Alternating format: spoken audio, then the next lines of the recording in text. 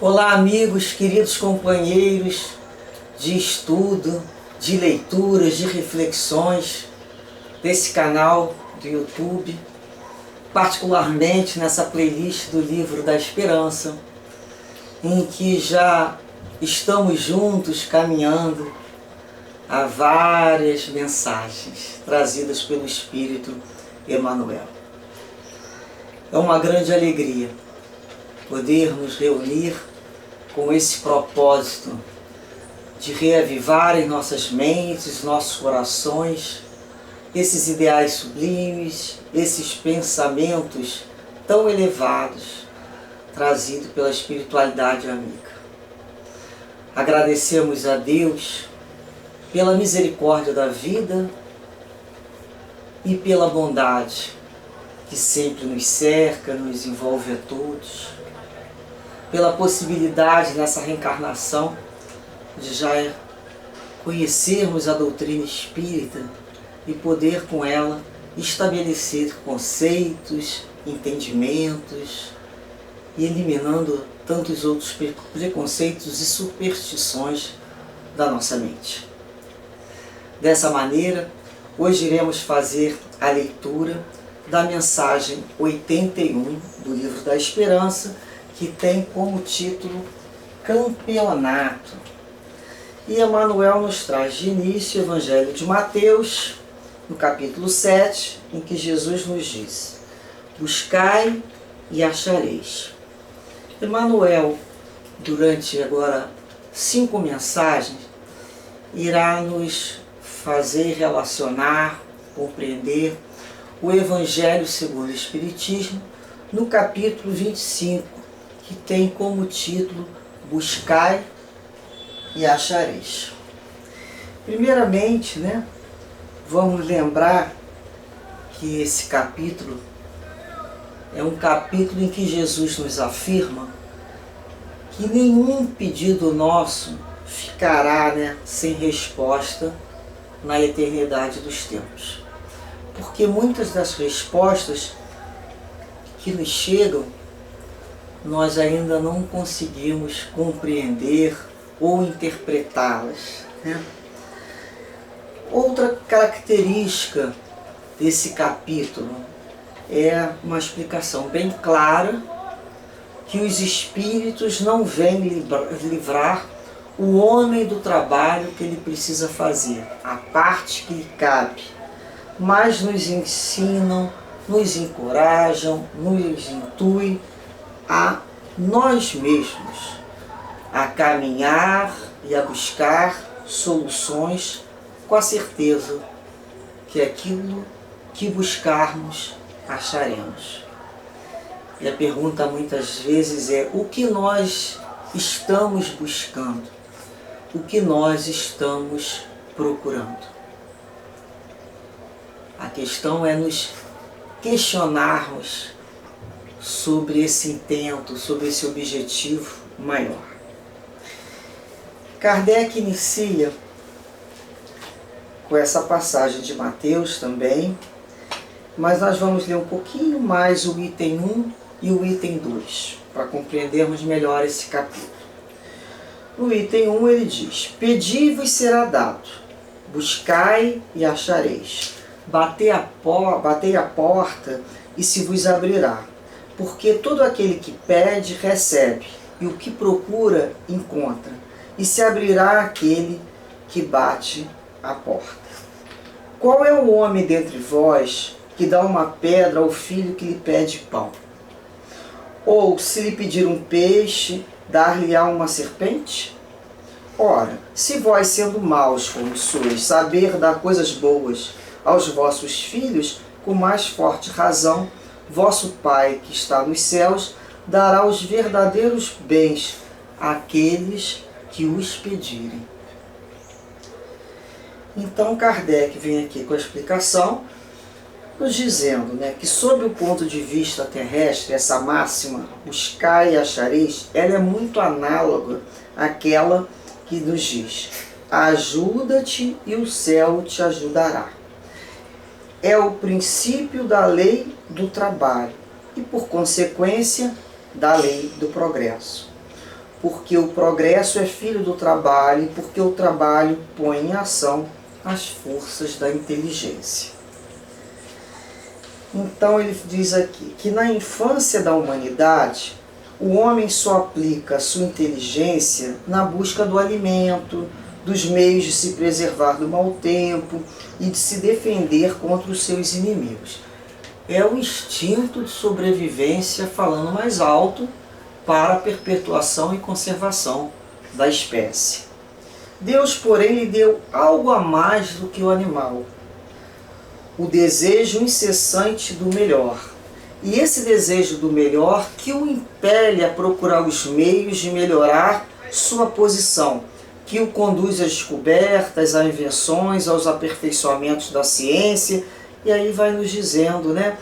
Pelas suas pesquisas, sua inteligência cresce, seu moral se depura, e as necessidades do corpo vão suceder as necessidades do espírito. Após o alimento material, é preciso o alimento espiritual. É assim que o homem passa da selvageria para a civilização. Então, no início, vivemos exclusivamente com necessidades materiais, sobrevivência, conservação, instintos necessários. Com o passar do tempo, fomos encontrando, queremos sempre desejo do que é melhor. Então, se antes morávamos em cavernas, em grutas, se antigamente a alimentação ainda era crua, se antigamente, né, não existia uma medicação conveniente, então, a cada desejo, a cada necessidade, o homem colocou ali a sua cachola para funcionar e foi encontrando soluções.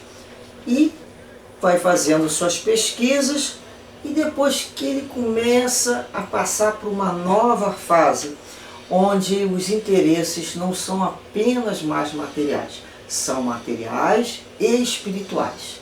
Então é quando ele começa já a parar, para além de saber o que vai comer, ou o que vai vestir, ou como vai dormir, ele começa a perguntar: de onde vim, por que estou aqui, qual a finalidade dessa vida, para onde vou. Então ele começa a modificar as suas questões, os seus interesses passam a constituir interesses espiritual. Então nós vamos ter o alimento do corpo e o alimento da alma. E aí ele nos fala mais um pouco sobre essa questão do desenvolvimento, do progresso.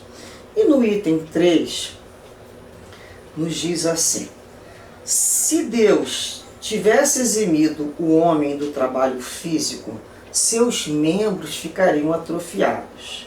Se o tivesse eximido do trabalho da inteligência, seu espírito ficaria na infância, no estado de instinto animal. Eis porque Deus fez do trabalho uma necessidade para o homem e lhe disse: procura e acharás, trabalha e produzirás, dessa forma serás o filho das tuas obras, delas terás o mérito e serás recompensado segundo o que tiveres feito. E continua: é obedecendo a esse princípio que os espíritos não livram o homem do trabalho de pesquisar, trazendo-lhe descobertas e invenções inteiramente feitas e prontas para serem produzidas, de maneira que ele só tivesse que pegar o que lhe pusessem nas mãos, sem ter a necessidade de se abaixar para apanhá-la e nem mesmo a de pensar.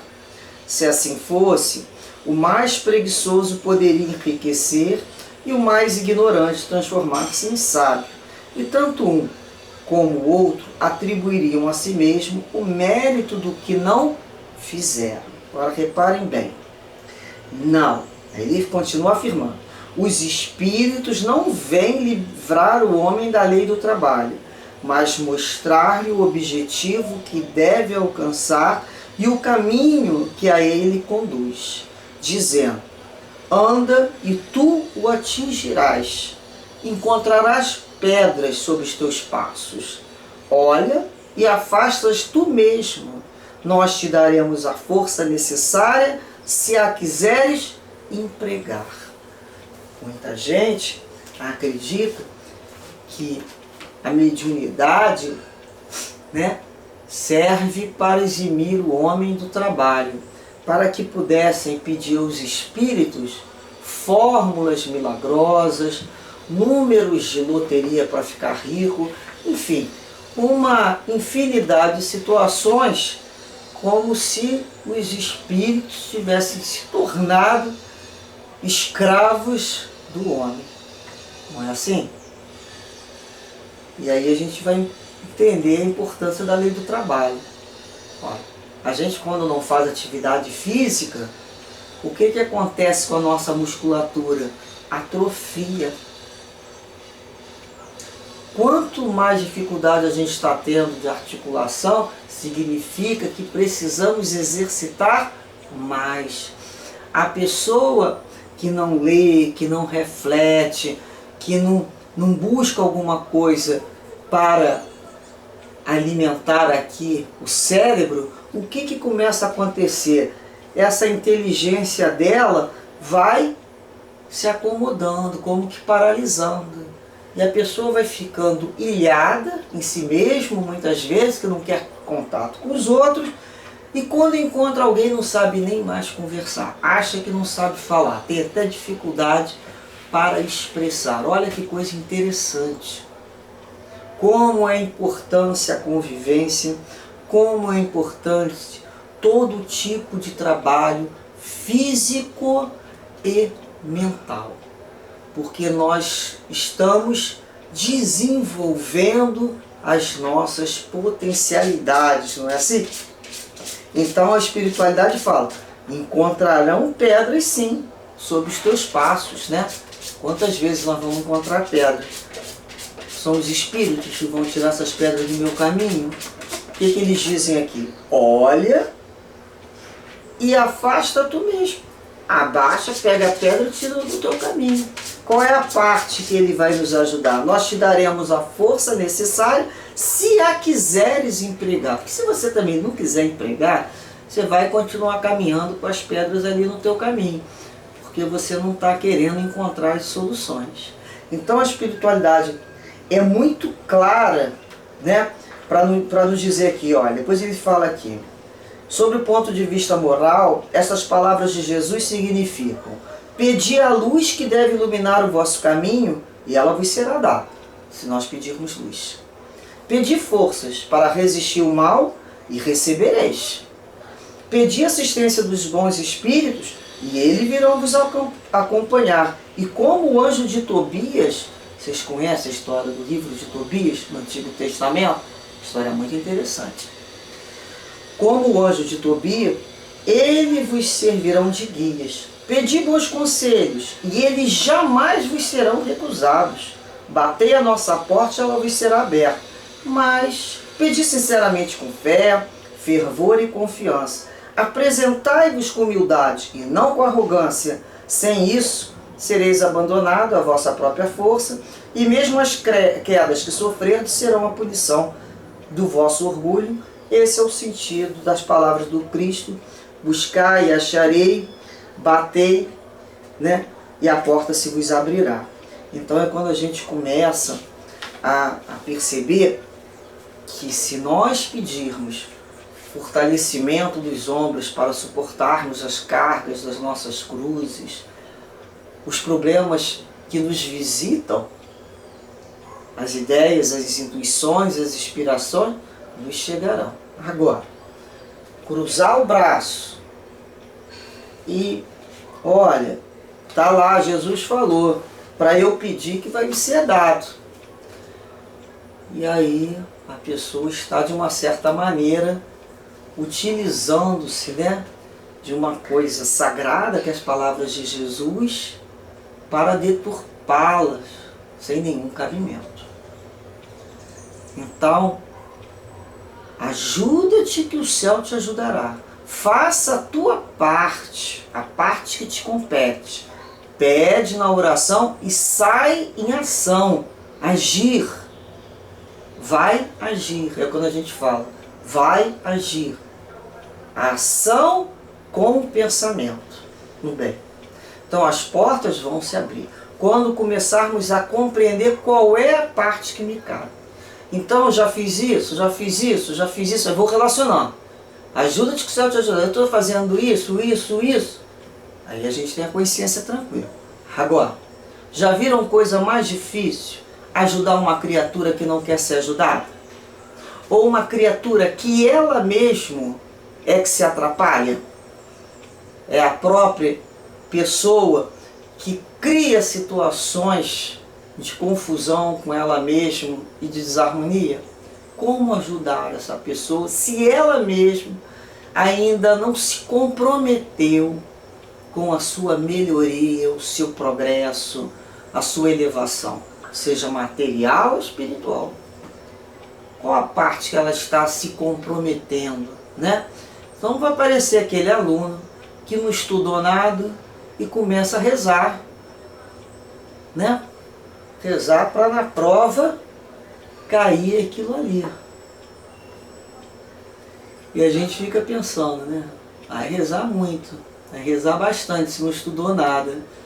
Mas a ideia que vai chegar no dia é: faça a tua parte, estude a matéria que seu professor passou, tome o remédio que o seu médico indicou, faça o tratamento que o seu médico mandou, faça uma asepsia e uma dieta dos seus pensamentos ainda vulgares ou ainda grosseiros, para que possa estar em companhia dos guias e mentores espirituais. Então, é a nossa parte. Em qual área eu estou buscando conquistar e o que eu preciso me comprometer para essa conquista. Então, nós vamos lembrar que essa mensagem do texto, buscai e achareis, não é uma exaltação à ociosidade, como algumas pessoas querem acreditar, né? Então, Deus nunca negou o trabalho, nem o esforço, nem o progresso. Então, Emmanuel, a partir de agora, nos diz assim: costuma admirar as personalidades que se galardoam na terra. Tribunos vencem em missão e gaguez e adestramento laborioso, aprimorando a dicção, a pronúncia, né? Poetas torturam versos durante anos, transfigurando-se em estetas perfeitos, ajustando a emoção aos rigores da forma. Pintores reconstituem os próprios traços centenas de vezes, fixando por fim os coloridos da natureza. Atleta despendem tempo indeterminado, manejando bolas e raquetes, submetendo-se a severos regimes em matérias de alimentação e disciplina, para se garantirem nos galarins da evidência, né? Galarins na culminância, no ponto mais alto, né? Que eles querem como atleta o pódio. Então, o que eles investem nisso? Todos eles são dignos de apreço pelas técnicas obtidas à custa de longo esforço, e todos, conquanto sem intenção, traçam um caminho que se nos indica as vitórias da alma, porquanto existem campeonatos ocultos, sem qualquer aplauso no mundo, embora atenciosamente seguidos da esfera espiritual. Então, são as lutas, são os campeonatos onde nós somos os atletas, que nem Paulo de Tarso fala, os atletas do Cristo, né? Naquela época tinha muita questão das maratonas e tudo, então, os atletas do Cristo. Então, é quando ele fala qual o esforço, né? Qual a carreira que eu tenho que complementar na minha vida, o que eu tenho que me responsabilizar e conquistar. Esse momento é sem aplauso, não vai ter ali gente me olhando. É o momento, às vezes, do deserto em que nós passamos, só nós e Jesus, só nós e os nossos guias espirituais.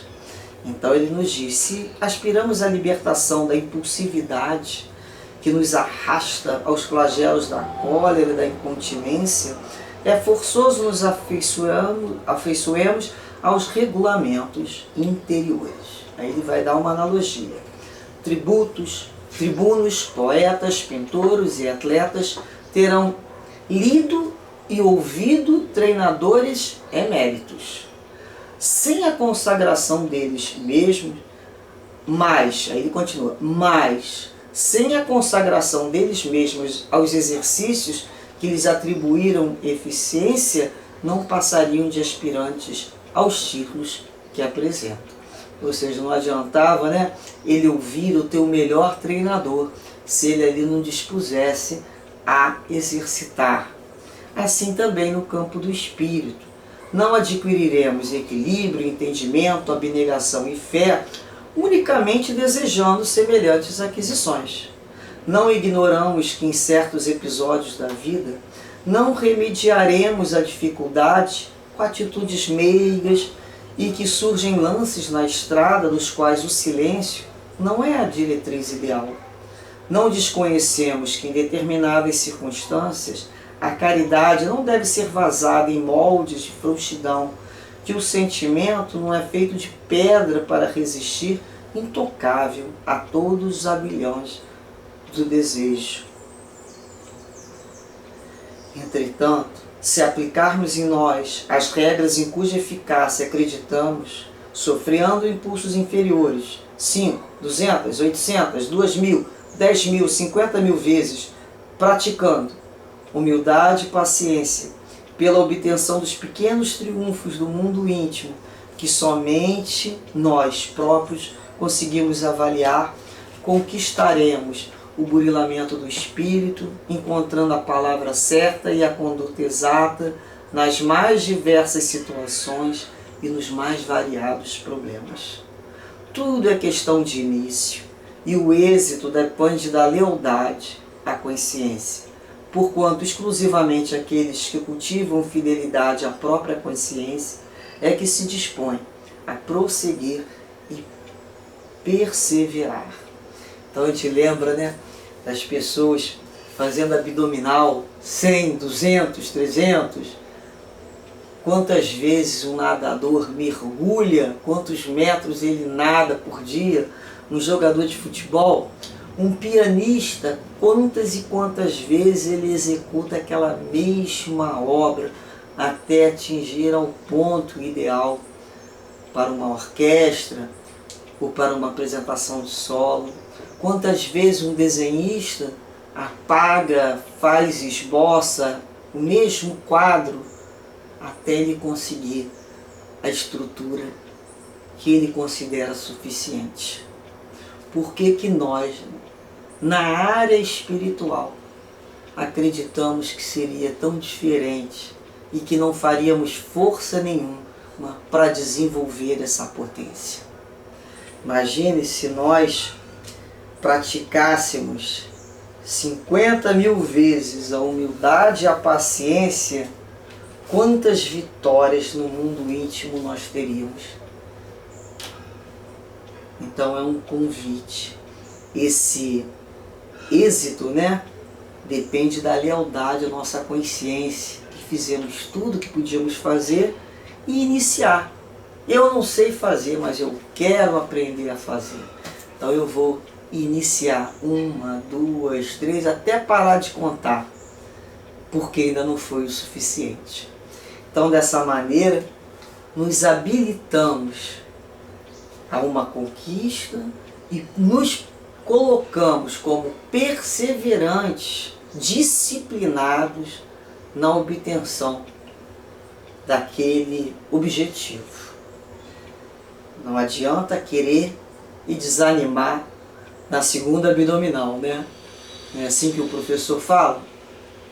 Não importa às vezes tanto a quantidade, mas e sim a frequência, a disciplina em tudo. Algumas pessoas fazem muito, 2, 3 vezes, depois somem das situações, se interessam, compram um montão de livro e depois somem. Então, mais importante do que a quantidade é a perseverança. É todo dia um pouquinho. até aquela situação se dar por equilibrada. Isso em tudo na vida. Que Deus assim nos pare, nos conduza e que possamos sempre contar com o amparo e o socorro e a proteção desses guias espirituais que carinhosamente a todos nós protege e conduz. Graças a Deus.